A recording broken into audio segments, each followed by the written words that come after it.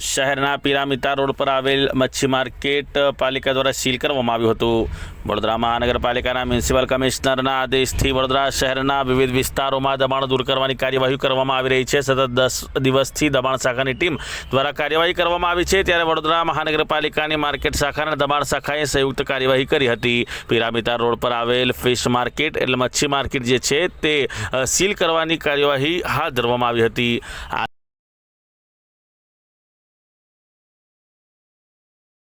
આજે વડોદરા મહાનગરપાલિકાના વહીવટી વોર્ડ નંબર 13 માં કીર્તિસ્તંભ પાસે આવેલા પિરામિતર વિસ્તારમાં પિરામિતર મચ્છી માર્કેટ કે જ્યાં ઓટલાઓને વર્ષોથી ભાડાપટ્ટે વાપરવા માટે આપેલ હતા।